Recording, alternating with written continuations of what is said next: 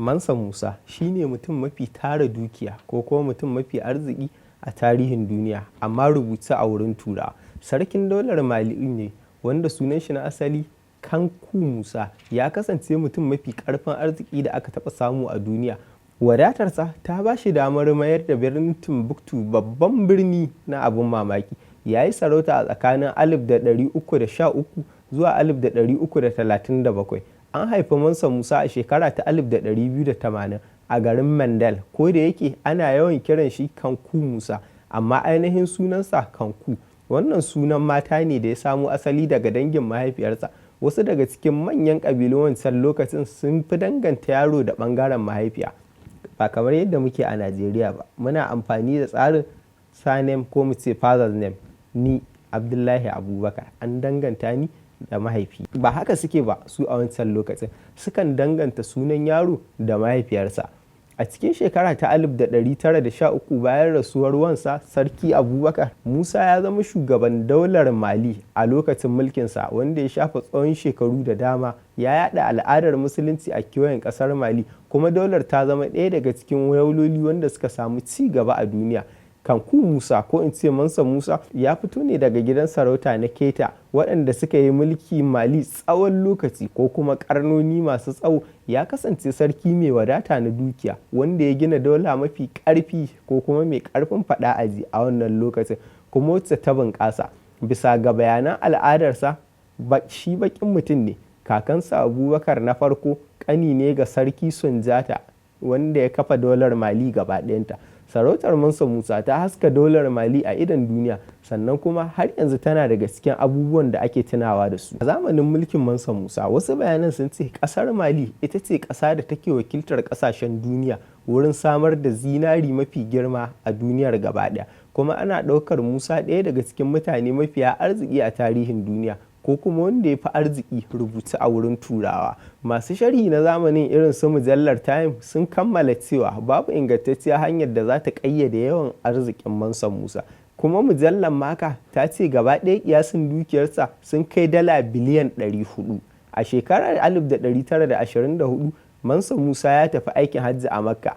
Ayarinsa ya kunshi mutum 60,000 da bayi 12,000 da dogarai masu yawa sanye da kayan kawa da sanduna na zinari, wanda kuma suke kula da dawakai da kayayyakinsu.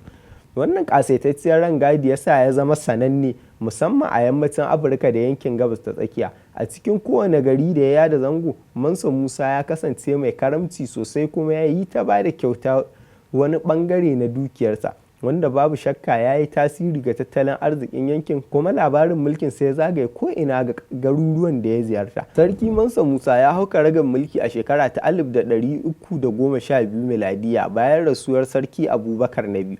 Hawansa karagar mulki ke da wuya. Ya faɗaɗa iyakar masarautarsa, wacce ta faro tun daga gaɓar ruwan Gambia har ya zuwa yankin kasar Sudan, inda ya haɗe yankin kasar Hausa da ke Najeriya da kasar Nijar da Senegal da Burkina Faso, haɗe da Gambia, Mali, Chad da Mauritania, suka haɗu suka bayar da daula babba guda ɗaya wacce ake lakabi da daular Mansa Musa, kuma Musa yake mulkarta.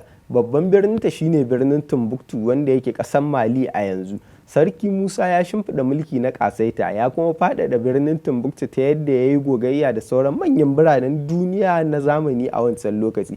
A shekarar 1324, Sarki Mansa Musa ya shirya tafiya zuwa ƙasa mai tsarki domin soke farali, wato aikin hajji, tafiyar da ta bar wa duniya tarihi na ban mamaki.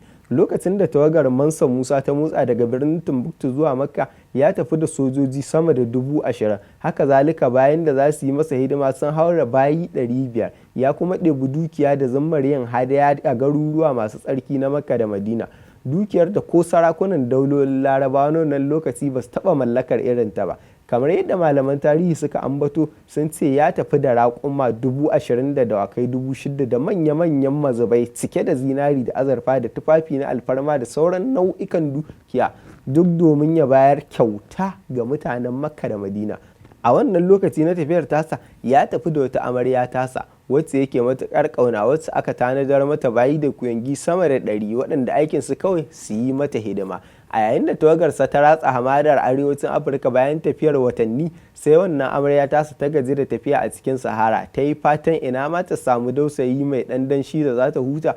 Wannan bukata da ta nuna ya sa sarki Mansa Musa ya umarci a share wannan saharar tasa, sannan a ƙirƙirar mata dausayi ko kuma mu ce lambu wanda za ta huta. A tarihin duniya wannan shine lokaci na farko da aka taɓa samar da dausayi ko kuma lambu a cikin sahara. An ce an yanka sama da raƙuma 3,000 aka yi amfani da ruwan cikinsu aka samar da wani dausayi mai tarin ni'ima da shuke-shuke masu ban sha'awa. A wannan dausayi ne amaryar tasa ta samu damar hutawa har na wasu watanni kafin daga bisani tawagar tasa ta sake motsawa. Labarin wannan tawagar ta ratsa ko'ina a ƙasashen yankin Maghrib. Sarakuna da dama sun kaɗu sun kuma firgita da ƙarfin iko da kuma tarin dukiya wanda Mansa Musa yake da shi. Lokacin da tawagar ta isa ƙasar Misra, hankalin sarkin Misra da Misrawa gaba ɗaya ya kiɗima domin ba su taɓa ganin mutum mai ƙarfin dukiya kamar Mansa Musa ba, ta yarda har ya kusan mayar da Misrawa bayansa saboda tarin dukiyar da suka gani. Labarin isowarsa Misra da irin dukiyar da yake ɗauke da ita ya watsa a kowane lungu da saƙo. Wannan dalili ya sa mutane suka yi ta turereniyar zuwa ganin wannan tawaga tasa. Malaman tarihi suka ce Mansa Musa ya yi ta raba dukiyarsa, wato ya yi ta ba da kyauta ga mabukata da miskinai. Har ila yau ya hidimta wa malaman Misra na zamanin, ya ba da dukiya mai yawa wajen sake gina masallatai da makarantu. Saboda kyaututtuka da alherin da ya sa aka samu hauhawar farashin kayayyaki a ƙasar Misra. Tawagar Mansa Musa ta tashi daga ƙasar Misra ta nufi Makka ta gaɓar ruwan Maliya. Tuni labarin sa da irin hidimar da yake yi wa mutanen Misra ta isa gare su. Wannan dalili ya sa ya samu kyakkyawar tarba daga mutanen Makka da Madina. Wannan tarin dukiya da ya taho da ita sai ya tattara ta gaba ɗaya ya bayar da ita hadaya ga haramin Makka da Madina. Hakan nan ya bi manyan gidajen sharifai da na zuriyar sahabbai ya yi musu hidima ta ban mamaki. An ce Allah kaɗai ne ya san irin adadin zinari da azurfar da ya raba. Bayan dawowarsa daga Makka, Mansa Musa ya taho da malaman Larabawa da kuma mutane masu yawa wanda suka yarda suka taho tare da shi. Daga cikin waɗanda suka taho tare da shi har da masanin gine-gine wato Ishaq El Tawzir, wanda ya bullo da dabarun gine-gine ga ƙasar Mali. Ya tsara gine-gine masu yawa ga sarkin sarakuna, ciki har da sabuwar fada mai suna Magadu da masallacin Gawo, birni na biyu mafi girma a Mali, da kuma babban masallacin Timbuktu. Sakamakon ɗimbin arzikin da Mansa Musa ya mallaka, ya gina wuraren addini masu yawa da kuma na mulki ko mu ce fada tun daga shekarar 1325. Daga cikinsu akwai masallatai da makarantu, masana'antu da kuma wuraren mulki duk a birnin Timbuktu. Masallacin Sankore da ke Timbuktu ya kasance fasahar sace da ta yi fice.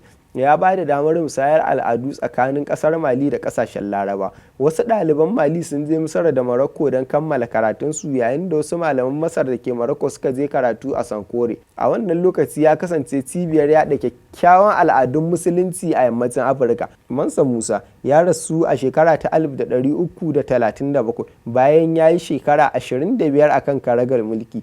Ɗansa Magan na ɗaya shine ya gaje shi. Wannan daga shafin Muhammad Sise.